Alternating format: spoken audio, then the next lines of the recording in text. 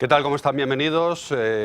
Este es nuestro tiempo de entrevista. Como saben, que pueden seguir a través de nuestro streaming www.elvenezolanotv.es. Y hoy no les vamos a hablar de política, del rifirrafe político, tampoco les vamos a hablar de algún tema específicamente de España o de Venezuela, pero les vamos a hablar de algo que les va a interesar por la carga humana que tiene detrás. De la situación que están viviendo muchos cristianos en zonas donde ser cristiano es una auténtica aventura, un auténtico riesgo y muchas veces una auténtica tragedia. Y lo vamos a hacer con Raquel Martín, que es periodista, que es responsable del Departamento de Comunicación de Ayuda a la Iglesia Necesitada y que hace unos meses ha publicado este libro que tienen ahora en su pantalla, que se llama Antes de que sea demasiado tarde. Recoge historias tremendas de personas que se han visto obligadas a huir de sus hogares por el fanatismo del islamismo radical. Raquel, bienvenida. Muchas gracias, Javier, encantada. Este libro, Antes de que sea demasiado tarde, luego si quieres hablamos también de las actividades de ayuda a la Iglesia Necesitada, es realmente un libro de historias humanas, de gente que ha tenido que huir de su hogar, ¿no? Porque si no lo hacían, morían, ¿no? En manos de los terroristas. Del mal llamado Estado Islámico. Sí, la Fundación Ayuda a la Iglesia Necesitada, aquí en España, ayuda a la Iglesia que sufre en muchos países de Latinoamérica, que seguro que muchos venezolanos iguales puede sonar de algún país vecino.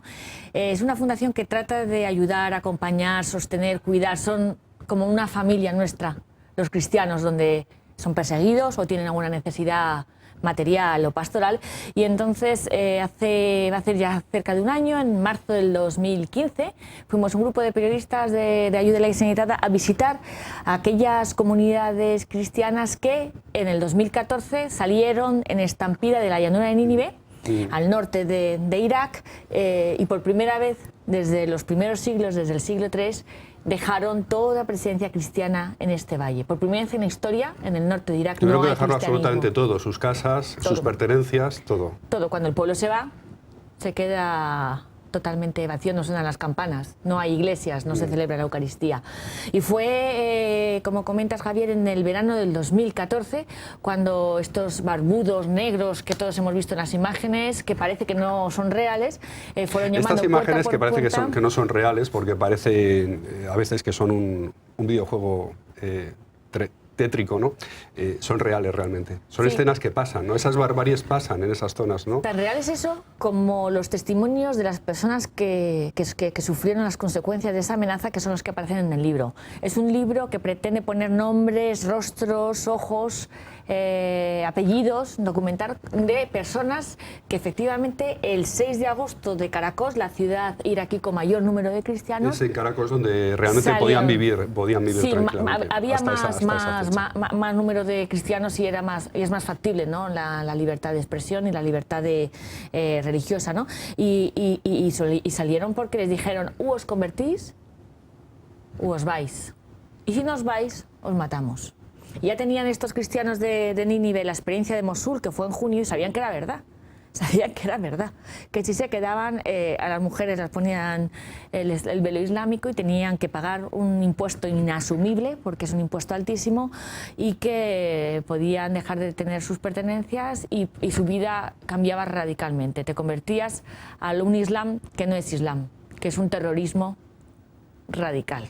¿Eres partidaria de hacer esa diferenciación entre el Islam? O sea, el Islam no lleva consigo necesariamente ese tipo de barbarie. Soy partidaria porque he estado en Oriente Medio muchas veces. Ya he estado 2 veces en Irak. Esa vez lo acabo de volver en el mes de diciembre, hace escasas semanas, allí al Kurdistán, que es donde están alojados todos estos cristianos que huyeron. He estado en Jordania, he estado en el Líbano, he estado en Tierra Santa, y no porque lo piense, lo crea o lo haya estudiado yo o sea partidaria de esa corriente de opinión que afirma que es posible la convivencia con el Islam, sino porque me fío de aquellas iglesias locales, maronitas, caldeas, grecomelquitas, asirias, con las que he compartido esta pregunta que me planteas, y todas me dicen que sí, que es posible, que ellos han vivido en convivencia, que el encuentro era posible, que las iglesias, los colegios, los dispensarios de todos nuestros hermanos cristianos nuestros están abiertos a toda la sociedad, que en los colegios y en los hospitales no van solo los cristianos,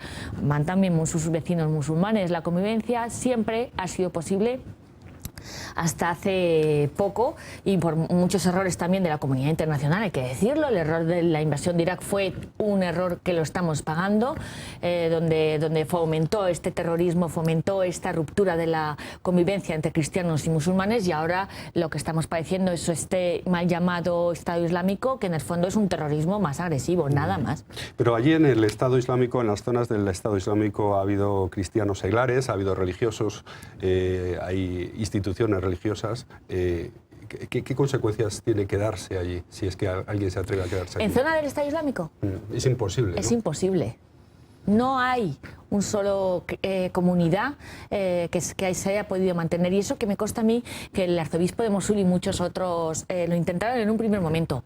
Le decimos, pero ¿se puede hablar con ellos? Se pone imposible. Cuando alguien te quiere matar y te quiere que desaparezcas del mapa, no hay posible ese encuentro de decir tú quieres esto, yo quiero otro, vamos a ver cómo hacemos un Irak conjuntos, no vamos a ver cómo construimos una sociedad de manera común. Con esos terroristas no se puede hablar. No sé, es lo que nos dicen ellos, ¿no? Ten en cuenta que estos terroristas del Estado Islámico lo que están haciendo, muy pensado, es una auténtica limpieza étnica y limpieza religiosa, un genocidio que está sucediendo ahora aquí, en estos momentos, en España, en la hora de Venezuela. Estamos siendo testigos de algo histórico que pasará en los libros que pueden estudiar nuestros nietos o nuestros bisnietos, quién sabe, esperemos que no, de lo que está suponiendo ser ahora mismo el genocidio que está provocando este terrorismo islámico. Porque no solamente es con el cristianismo, que son los primeros que ponen la cara y son los primeros que dan la vida por el Señor. También con otras minorías. En el libro aparece también el dolor que está padeciendo el pueblo yazidí y aquellos musulmanes que no son partidarios de tener esta interpretación o este modo de vida, este modus vivendi que está imponiendo esta panda de desalmados. Según estás hablando, Raquel, están apareciendo justamente detrás tuyo imágenes de tu libro, porque es un libro sobre todo humano, no es un libro de hacer grandes teorías. Yo soy periodista. Soy periodista. Yo me fui con una grabadora y fui grabando a padres, madres, religiosos, religiosas, seminaristas, monjas, niños, que me cuentan qué pasó y te cuentan cómo vivían y lo que sucedió y cómo están ahora, que están en una condición de auténticos refugiados. Es un libro en el que se recogen historias humanas, historias de familias que han vivido en esas zonas ahora controladas por el fanatismo del terrorismo islamista. Pero ¿qué historia o qué historias te han sorprendido especialmente porque consideras que son un ejemplo de lo que es un testimonio de fe? Hay un denominador común en todas, o sea, en todas las historias. Creo que hay 10, y en todas es que, a pesar de que les ves en chándal, entre casetas, entre prefabricados, colgando como las imágenes que tenemos en nuestra memoria y en nuestra conciencia que es un refugiado, tendiendo la ropa en árboles, compartiendo baños y compartiendo cocinas, es gente que tiene una dignidad, que están en pie, porque estos cristianos nuestros, el testimonio que nos dan a todos, es gente que saben de quiénes son, a quién pertenecen y por quién dan la vida. Y eso, aunque parece muy fácil, si yo aquí en España o nuestros amigos que están ahí en Venezuela cada día se despertaran sabiendo de quiénes son, a quién pertenecen y por quién dan la vida, yo iría por el método de otra manera. Yo como cristiana iría del método de otra manera.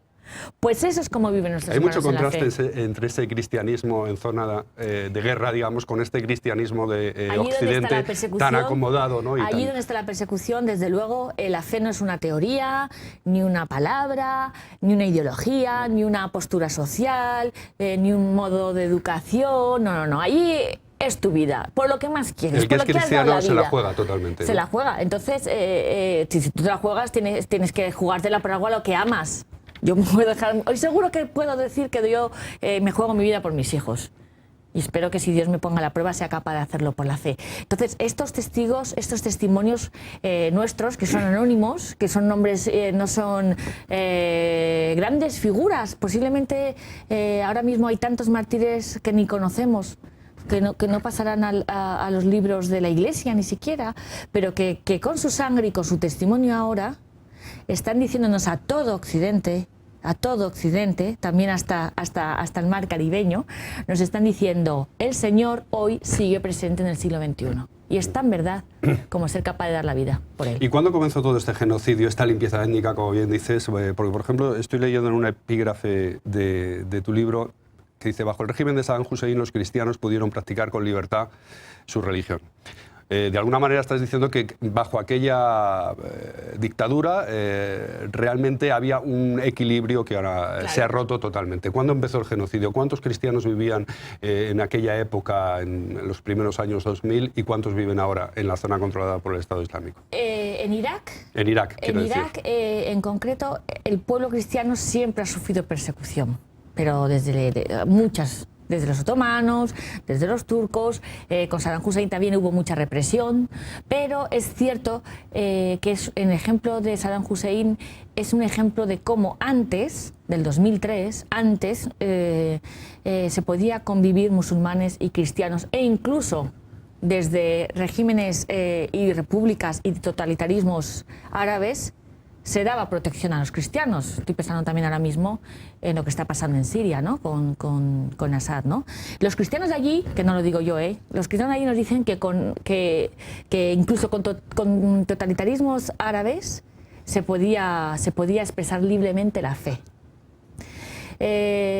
Incluso con Saddam Hussein, ya que me preguntas de Irak, todo el mundo se acuerda que el viceprimer ministro, el segundo, después de Saddam Hussein, era Tarek Aziz, caldeo, cristiano caldeo. O sea, cuando me dice la gente, pero si es que nunca se ha podido hacer una convivencia cristianos y árabes y musulmanes que diga en Irak, y yo, hombre, sí se pudo, sí se pudo. De hecho, está Tarek Aziz de número 2, ¿no? del gobierno de Hussein. Esto lo digo para decir que Occidente también ha cometido muchos errores para propiciar este fundamentalismo en el que ya no se admite a alguien que no sea como tú. Es verdad que esto es mucho más complejo. Es verdad que el Islam tiene su propio debate interno respecto a su adaptación a la modernidad, y que eso también provoca que se estén dando estos fundamentalismos dentro del propio Islam, ¿no?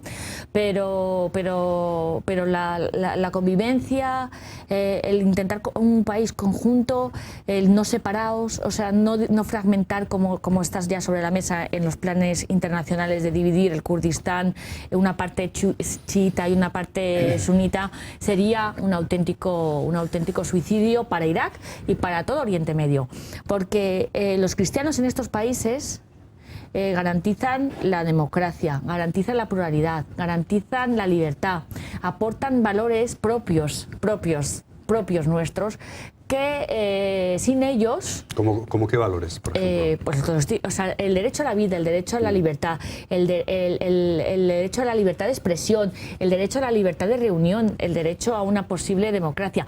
Incluso culturalmente, los que más aportan siempre han sido los cristianos, porque está en nuestro ADN intentar ir hasta los confines de la tierra del conocimiento, en sabiduría, en bibliotecas, en colegios, en educación, en universidades, aportan un grano cultural, intelectual de peso en todas estas sociedades orientales. Es decir, que si el cristianismo desaparece de Irak y de Oriente Medio, sería el suicidio de Oriente Medio.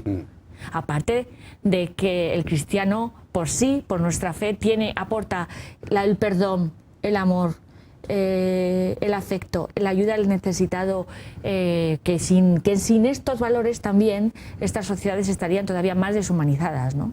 Sí, pero de alguna forma estás diciendo que con Saddam Hussein en Irak o con Bashar al-Assad en Siria la situación era mejor que ahora, y que Occidente realmente ha provocado una ruptura de esos equilibrios sin dar una solución que fuera mejor que la anterior. Yo no he dicho que que el Estado Islámico lo haya provocado Occidente. Yo digo lo que nos dicen nuestros obispos y los patriarcas de la Iglesia grecomelquita de Siria, la más numerosa, la cabeza de la Iglesia católica fiel a Roma de allí, que se llama el patriarca Gregorio III. Él ha dicho que no podemos interpretar los parámetros occidentales en lo que a democracia y totalitarismo se refiere con los parámetros orientales. Que a veces, por un bien decidido en una mesa en Occidente, no consigues el bien real y concreto en Oriente. ¿Me explico? Y yo digo que el Estado Islámico es fruto de un debate interno que tiene el Islam, también provocado por algunos errores de Occidente. Eso sí. ¿Y cómo se puede acabar con esta barbarie del Estado Islámico? Porque este es un debate de plena actualidad que se hace para erradicar, digamos, este mal, porque es un mal en todo el amplio sentido de la palabra, de la tierra, ¿no? Es suficiente con las acciones militares. ¿Son lo más conveniente las acciones militares? ¿O hace falta, desde el punto de vista de una persona que se dedica a la ayuda humanitaria, es necesario algo todo, más? Javier. Y aquí vuelvo a decir que lo que yo digo no es lo que digo yo, sino yo me recojo la opinión de todos los obispos de Irak con los que yo he hablado, los patriarcas de Irak y de Siria y de Oriente Medio. ¿Y qué dicen ellos? Que hace falta todo. Hace falta plan A, frenar a esta gente. Hace falta plan B, educación. Hace falta plan C, que es tener una estrategia de apoyo a un país después, que no pase como pasó en el 2003 con la invasión de Irak. No puedes acabar con Al-Qaeda e irte. No puedes. La Iglesia fue la única que dijo, no se entra. Y cuando ya se entró se dijo, no se sale. Con un realismo que fue el Papa Juan Pablo II que fue el que lo dijo. Él fue siempre a contracorriente. Cuando todo el mundo decía que había que entrar, la Iglesia dijo no. Y cuando ya estaban dentro había que irse, ellos dijo, no, ahora no os vayáis. O sea, eso es un camino a largo plazo, pero estamos ante una amenaza que no es una pequeña cosa. Estamos hablando quizá del grupo terrorista más armado, con más apoyo y más financiado del mundo. Del mundo. Entonces, es verdad que hay que pararlos militarmente. ¿Por qué no? No se nos puede caer los anillos, pero también es verdad que hace falta un plan B. Cómo se reconstruye un país desde las instituciones, con un gobierno fuerte, con un ejército fuerte propio oriental, ¿no? Que es en parte un poco lo que muy veladamente y muy sutilmente se hace, ¿no? El decir no podemos volver a entrar a Irak con botas militares y ser nosotros los que tengamos que echar a estos terroristas. Tendrán que ser el pueblo iraquí, el pueblo sirio, el ejército sirio, el que ellos mismos, los Peshmerga o el ejército iraquí, eso sí, apoyado, entrenado por las fuerzas de europeas y occidentales, así nos lo piden los que tienen que tomar las riendas de su país, ¿no? Y con todo este debate se mezcla el tema de los refugiados también de actualidad ahora, porque entre esas avalanchas de personas que están entrando o queriendo entrar en el ámbito de la Unión Europea, hay muchas personas que están huyendo por motivos religiosos de Siria. Muchos, ¿Todos o casi todos? Porque aquí, claro, hay de todo. El propio cardenal Cañizares dijo, en esto de los refugiados hay que separar el trigo de la cizaña, etc. ¿Estás de acuerdo con esa posición? Mira, lo que sí que creo es que no podemos tener una interpretación ni buenisma del asunto de los refugiados, ni radical. Como siempre, la Iglesia va a contramarcha, también en este debate. De los refugiados quiero decir una cosa, Javier. Nosotros estamos ahora en la ayuda a la Iglesia Unitaria haciendo una gran campaña de apoyo a los refugiados en origen. ¿Qué significa en origen? Aquellos refugiados y desplazados que en Siria, en Irak y en tantos países del entorno, en Líbano, en Jordania, yo está en Líbano y ese país está al borde de colapso. O sea, nos quejamos aquí en Europa. Pero es que el Líbano tiene la extensión de Asturias. No sé cómo podría asimilarlo en Venezuela para que nos entiendan los que nos están oyendo. Pequeñísimo. Y 1 de cada 3 habitantes en el Líbano ya no es libanés. El 30% es la población extranjera. Con esto digo de que, aunque aquí nos pongamos en Occidente y en Europa las manos en la cabeza, digamos, ¿qué de gente está llegando? Por cada refugiado que llega a Europa o intenta llegar a las costas europeas, y me acuerdo ahora de la imagen del chaval Alián, este que nos revolvió a todos la conciencia, por cada persona que vemos en los informativos o en las noticias que les vemos atravesando 3.000, 4.000 convoys de trenes hasta que llega a Alemania, por ejemplo, hay 100 en origen.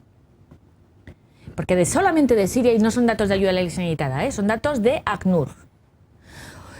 Guerra de Siria, vale. 4 millones de sirios, el primer país en la lista de ACNUR de este año, de 2014, los últimos estudios suyos, el primer país de procedencia de todos los refugiados del mundo. Vale, fantástico. Bueno, fantástico, horroroso. ¿Sabes cuántos hay dentro de Siria desplazados internos que no pueden salir, que no han querido o que no pueden? El doble 8, cerca de 8. Esto es un titular para decirnos, madre mía. Realmente los que salen son los que más salen privilegiados. son la punta del iceberg. Claro, yo no voy a valorar si sí. son los más privilegiados o no. Eso, las razones por la huida además son muchísimas. Y efectivamente, como tú decías, cardenal, hay muchísimas por la gente por la que huye, ¿no? Pero son la punta del iceberg. Es una cosa que yo, en esta campaña de Yo Ley Sanitada, estamos intentando aclarar, ¿no? Que parece que hay una guerra o hay países en conflicto o con violencia que todos huyen. No. O sea, yo, por ejemplo, yo soy española y hubo una guerra civil y nadie se movió de aquí. Quiero decirte, hombre, se pudieron ir muchos, claro que sí, y tuvieron la suerte de irse. Pero mi abuelo estaba aquí, mi abuela estaban aquí, y entre cascotes, entre ciudades asediadas, entre la crueldad y la injusticia que lo pagan los civiles, me muevo y soy una desplazada interna. Con todos ellos siempre está la Iglesia. Claro, cuando una persona se desplaza obligatoriamente de su lugar de residencia, de su hogar, va a otro sitio sin nada, absolutamente, con una mano delante y otra detrás, como se suele decir. ¿Cómo viven estas personas? ¿Cómo se ganan la vida? Me imagino que habrá proyectos como el de ayuda a Iglesia necesitada que intenta facilitar, ¿no? Claro. Pero ¿cómo se apañan para continuar viviendo? Pues, Javier, me alegro que hagas esta pregunta, como decimos los periodistas, porque es la gran pregunta que nos tenemos que plantear todos ante el dolor de estos refugiados. Porque pongámonos todos en la piel, que esto no está pasando en África, que también el drama y la campaña nuestra también está enfocada a todos los países y todos los movimientos migratorios de refugiados y desplazados en África, que si no conocemos lo que está pasando a 4 horas de avión de aquí de Oriente Medio, imagínate lo poco de conocido que es lo que está pasando en Sudán, Sudán del Sur, con Etiopía y con Somalia. Bueno, eso ya es una absoluta censura. ¿Cómo ayudar? Pues mira, en primer lugar, que estos refugiados existan para nosotros, con programas como este vuestro y tanta labor que se hace de decir, oye, que estas personas existen, que son contemporáneos nuestros, que les pongamos nombres, rostros, apellidos, que son parte de mi historia. Y si encima son hermanos nuestros en la fe, ni te cuento. No podemos permitirnos que los cristianos estén a 4 horas de avión, como digo, sufriendo la que están sufriendo por el Señor, y nosotros estemos aquí tan panchis, pensando que misa hoy al domingo, a ver cuál es la más corta. ¿No? Y hay casos en primer lugar eso, y segundo, obviamente, que nos duelan, y segundo, que también nos duela el bolsillo. Porque también es muy fácil para nuestra conciencia burguesa occidental europea decir, pobres refugiados, madre mía, la que están haciendo aquí en Europa o lo como está pasando en Siria. Qué imágenes de hambrunas, qué imágenes de desesperación de Irak, de gente efectivamente que lo han dejado todo, como dices, con una mano delante y otra detrás, pero oye, mi vida no cambia un ápice. Hay casos también porque estas situaciones de persecución religiosa, aquí en España lo vivimos durante la Guerra Civil, hay casos de mártires, de personas que prefieren morir. Hay casos de mártires en estas zonas controladas por el Estado Islámico, de gente que da su vida porque no se quiere ir. Muchísimas. Es la gran alegría nuestra. Hay más mártires ahora que los primeros siglos del cristianismo, Javier, y eso no lo digo yo, lo dice el Papa. Yo cito, eso lo ha dicho el Papa Francisco. Ahora mismo, por eso digo yo, que está muy bien leerlo, pero ahora mismo somos partes de esta historia nuestra, ¿eh? Hay más que en los leones y que en el Coliseo, que son las imágenes que podemos tener del martirio, los cristianos, ¿no? Hay más. Y en Siria, detrás del conflicto de guerra civil, detrás de este detrás de este cordero, hay un lobo escondido, que hay una auténtica persecución religiosa en Siria. No me refiero a personas que hayan sido capturadas, sino a personas que han sido capturadas por propia voluntad, que han decidido decir, yo me quedo y doy testimonio. No se elige. Y doy testimonio, no me voy, no huyo. El martirio no se elige. Es humanísimo, huir es lo que haríamos la mayoría. Por supuesto. ¿No? El martirio no se elige. El martirio no se elige. Yo creo, con los que he hablado yo, con los patriarcas de pensar, ni uno ha dicho yo quiero morir, nadie. Eso sí, si se han quedado, han sido o porque tienen padres y madres mayores que no pudieron oír, y eso hay muchos libros, hay muchos testimonios en el libro, que había que salir corriendo y decir, ¿yo voy a dejar a mi madre que no se puede mover de la cama? No, yo me quedo con mi madre sabiendo que me juego la vida.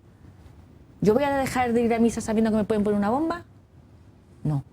En Siria, te estoy hablando de hace un mes, para presentar nuestra campaña de refugiados, vino una religiosa del Instituto del Verbo Encarnado, que ha estado en Alepo cuando empezó la guerra siriana, y nos contaba casos reales, de niñas universitarias que la ataban en una columna para que todo el mundo en la calle pudiera escupirla, pegarla, abofetearla, porque era cristiana. No lo ha elegido. pero ella está dando su parte, que es poner la vida por el Señor. Estoy pensando ahora mismo, ya que me preguntas de martirios, ¿quién no se acuerda de los famosos coptos de naranja en las playas de Libia, cuyas últimas palabras en los labios pudieron ser Jesús te amo? No lo eligieron, pero están dispuestos a dar la cabeza por el Señor. Pues la verdad es que se nos está acabando el tiempo. Raquel, muy interesante la entrevista y también te quería preguntar por alguna actividad, además de tu libro tan interesante, que ayuda a la Iglesia Necesitada, que es la organización donde tú trabajas como directora del Departamento de Comunicación, y por ejemplo estoy viendo este informe de libertad religiosa. Es una publicación anual de ayuda a la Iglesia Necesitada, porque realmente el marco de referencia de estas barbaries es precisamente la falta de libertad religiosa, ¿no? Parece increíble en el siglo XXI que la gente no pueda practicar sus creencias como le dé la gana, ¿no? Y ojo, porque no solamente está pasando en los países de mayoría o de totalitarismos comunistas, autoritarios o islamistas, también puede empezar a pasar en Occidente. La libertad de expresión lo han defendido los últimos papas, Benedicto XVI y el Papa Francisco, de manera, como si fuera la joya de la corona hoy en día, ¿no? La libertad de expresión es un bien sagrado de la persona. La relación que ella quiera establecer con el misterio, con el Señor, tiene que ser una cosa a proteger por todos, ¿no? Y efectivamente, Ayuda a la Iglesia Necesitada, esta Fundación de la Santa Sede, elabora cada 2 años este informe de libertad religiosa, que es un análisis completísimo de todo el derecho a la libertad religiosa en todo el mundo, de todos los credos. Hay otras organizaciones como la protestante Open Doors, que analiza cómo está el tema de la libertad religiosa solamente en relativo al cristianismo. John Kerry, del Departamento de Estado americano, hace este análisis de la libertad religiosa en el mundo en determinados países. Esta fundación hace un análisis de todo el mundo, de todos los credos. Y este informe, que se acabó de publicar hace 1 año, advierte que estamos entrando en una fase dura de retroceso. Se puede consultar país por país cómo está la libertad religiosa en Kenia, cómo está la libertad religiosa en Myanmar, cómo está la libertad religiosa en Venezuela, cómo está la libertad religiosa en otros puntos. En la página web ayudalaiglesianecesitada.org, el informe de libertad religiosa... Pero la libertad de expresión en Venezuela está bastante tocada, pero la libertad religiosa... Es que si se toma... muy interesante. ¿Cómo está la libertad religiosa en Venezuela? Me pregunta. Si se toca, si se daña la libertad religiosa, se dañan todas las demás. La libertad de expresión, todas o la libertad las de información. Todas las demás. La libertad de reunión, la libertad de educación, la libertad de expresión, la libertad de conciencia, todas las demás. Es la primera de todas. Pues Raquel Martín, muchas gracias. Muy interesante la entrevista y gracias por habernos ayudado a comprender mejor todo ese panorama tremendo, ¿no?, de los cristianos perseguidos en Irak y las zonas controladas por el Estado Javier, Islámico. aquí estamos para cuando queráis. Gracias, Raquel. Bueno, pues esta ha sido una entrevista bien interesante, un tema sobre el que hemos puesto hoy un poquito más de luz a través de esta entrevista con Raquel Martín, directora del Departamento de Comunicación de Ayuda a la Iglesia Necesitada y autora de este libro que recoge historias humanas de cristianos perseguidos en Irak, en las zonas controladas por el Estado Islámico, antes de que sea demasiado tarde. Así que, ya saben, tomen nota, no se vayan porque ahora llegan las noticias. Hasta ahora.